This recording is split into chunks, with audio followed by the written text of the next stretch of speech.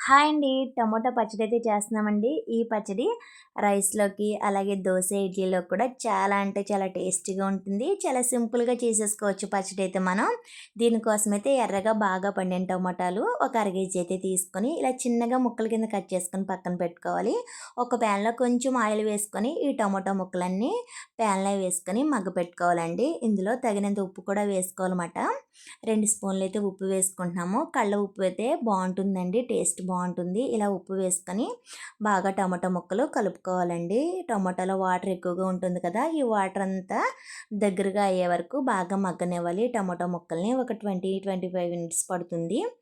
ఇలా మగ్గేంత వరకు బాగా కలుపుకుంటూ ఉండాలండి. ఇలా కలుపుతున్నప్పుడు కొంచెం వాటర్ ఉన్నప్పుడు ఇందులో తగినంత చింతపండు కూడా వేసుకోవాలండి. మనం అర కేజీ టమాటాలకి కొంచెం చింతపండు వేసుకుంటే సరిపోతుంది. ఇలా చింతపండు కూడా వేసుకొని బాగా కలుపుకుంటూ దగ్గరగా అయ్యేంత వరకు బాగా కలుపుకోవాలండి. ఇలా దగ్గరగా అయిపోయాక ఇందులో మనం తగినంత పచ్చికారం అయితే వేసుకోవాలన్నమాట.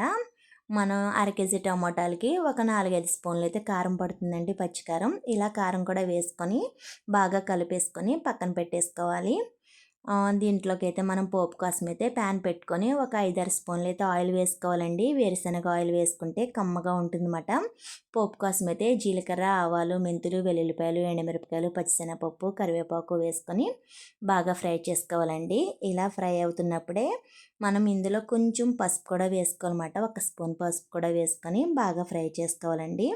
ఇలా పోపు అయితే ఫ్రై అయిపోయాక మనం ముందుగా తయారు చేసి పెట్టుకున్న ఈ టమాటో పేస్ట్లో ఈ పోపు కూడా వేసుకొని బాగా కలిపేసుకోవాలి. ఇది బాగా కలిపేసుకున్నాక ఇందులో కొంచెం ఆవాలు, మెంతులు కలిపిన పౌడర్ కూడా కొంచెం వేసుకుంటే బాగుంటుందండి టేస్ట్. ఇలా వేసేసుకొని కలిపేసుకుంటే టమాటో పచ్చడి అయితే రెడీ అయిపోతుంది. వీడియో